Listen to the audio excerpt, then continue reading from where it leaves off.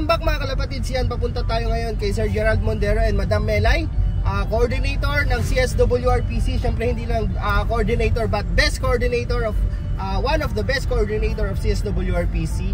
So sa NDR meron tayong bibisitahin at titignan na ibon. Napakaganda, napakagaling. At titignan natin kung ano nga ba yung mga hinakot ng ibon na yun. So halika, samahan nyo mga kalapatids. Good luck, hinakot lang everyone.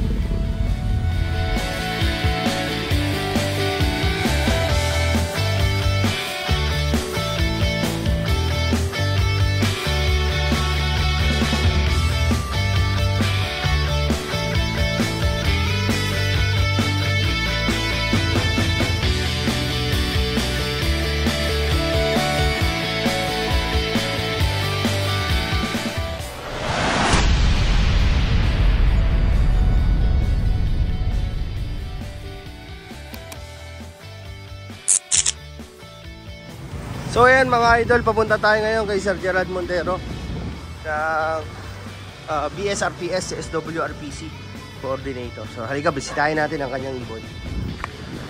So yun, welcome back mga kalapatid. Yan, nandito tayo kay Sir Gerald Mondero and Madam Melay, ang best coordinator ng CSWRPC.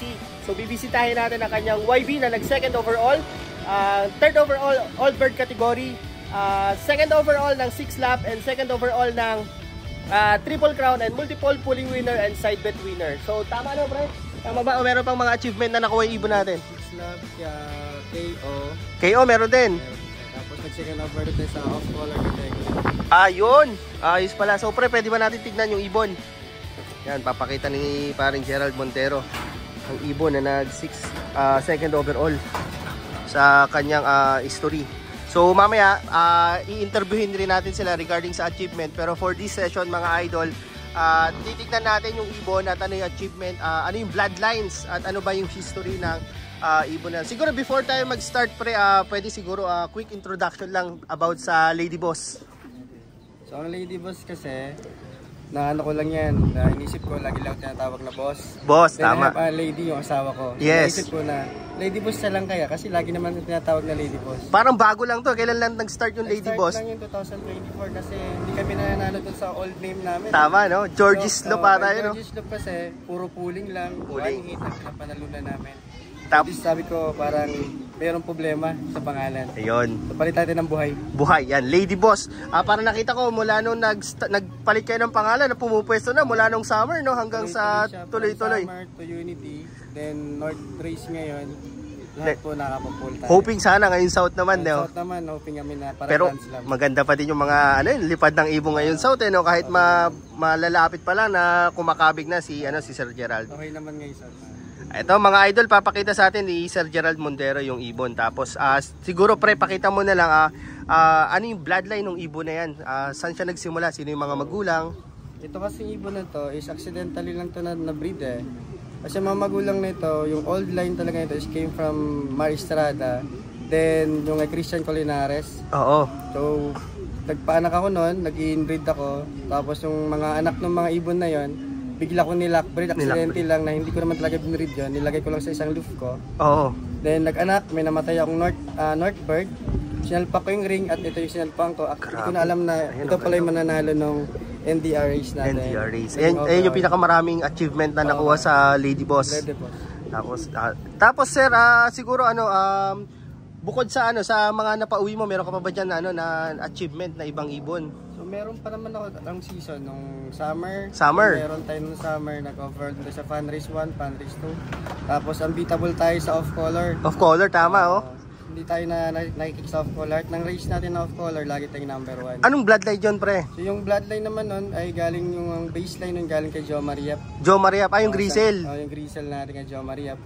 So ano siya, Joston, Taiwan. Joston, Taiwan. Kay Joe Mariap na yun. Tapos usually yung mga dalawa pang napauwi mo ng Santa Ana, meron ka pa napauwi ng dalawang Santa Ana, no? Santa Ana. Isang Grisel naman, breed by Pachuchino. Ah. Yung pinaka-champion line nila. So yun yung second overall natin ng Norte ng off-color naman. Off-color.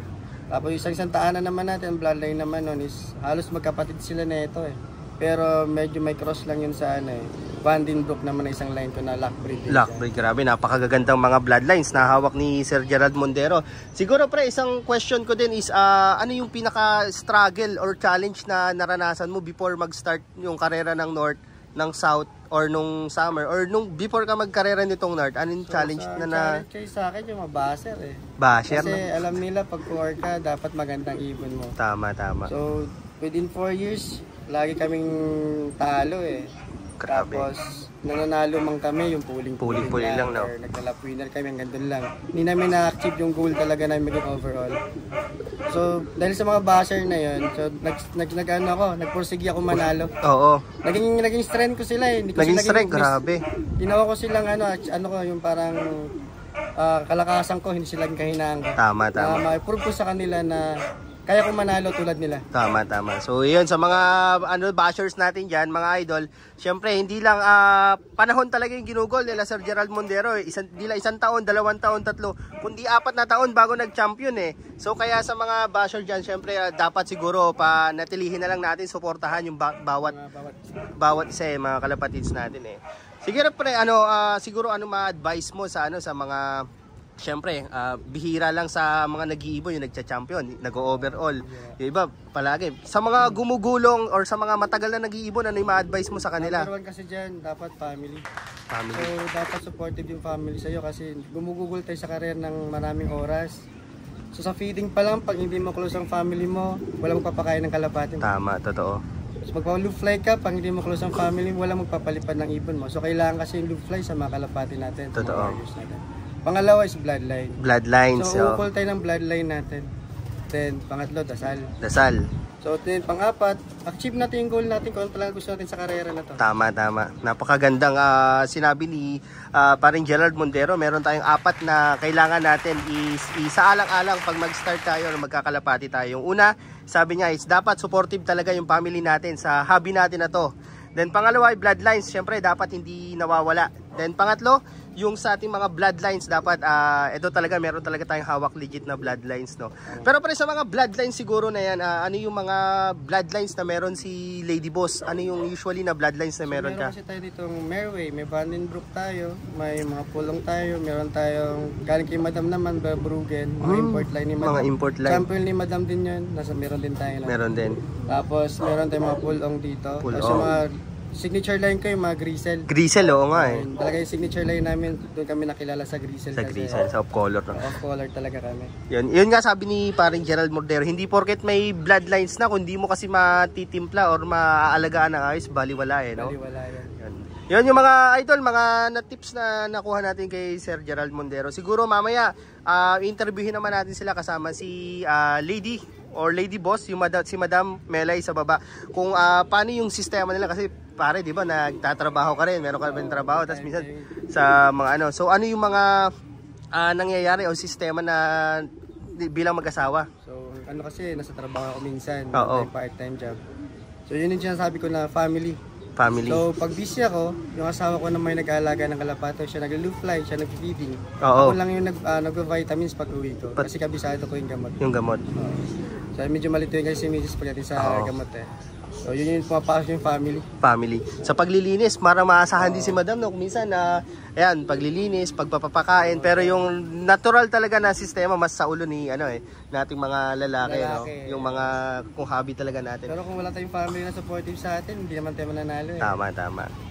Siguro pre, hingi lang ako ng some advice or tips before siguro mag-end yung first batch ng vlog natin. Kung ano yung bilang coordinator, syempre maraming masasabi talaga eh. Di natin mahawak isip ng mga ibang player. So siguro sa kanila, ano yung pwede nating i-advise sa mga ganun tao? Mahirap kasi din core eh. Hindi pwedeng, sabi nga nila, hindi pwedeng manalo ang core. Tama, oo. So number 1 yun. So kami naman, as long na legit naman yung panalo namin, wala akong ikakahiya. Totoo. So lahat ng entries namin, naka-videos, naka-live. To make sure na wala tayong pandarayang ginagawa. Transparent talaga, no? Transparent tayo. Saka wala dito matakbo sa utak ko yung pandaraya. Totoo. Sabi ko nga, kung mananalo man kami ni Lady Boss, gusto namin sa tamang paraan. Tama. Hindi sa illegal na paraan. Tama. Napakagandang sinasabi ni paring Gerald Mondero. So sige, yun lang kalapatids. second interview tayo mamaya kay paring Gerald Montero din. Pero i-check muna natin yung kanyang loft para makita yung mga ibon niya ni paring Gerald. So pre, pwede ba natin check yung ibon natin dito sa loob? Yan o. Yan, mga ibon ni paring Gerald. South to pre. South, saka summer lang. Ito may mga, itong YB na to pre. Anak na yung second overall natin, saka anak ng second overall, third overall. Tapos yan, mga pula oh. Yan yung ratio natin. Ito, yung mga pula yan. Mga pula, ito WPFC, mga idol. Dito talaga yung pinaka, ano mo pre, nililipad mo, dito talaga sila. Mukhang swerte yung loft na to, ani paring Gerald ah. Yan, mga idol, mga ibon ni paring Gerald na ilalaro ng South. Parang may mga summer din dito, no pre, no? Ilang paraso sa South and summer. So, yun lang kalapatids. Good luck and happy flying everyone.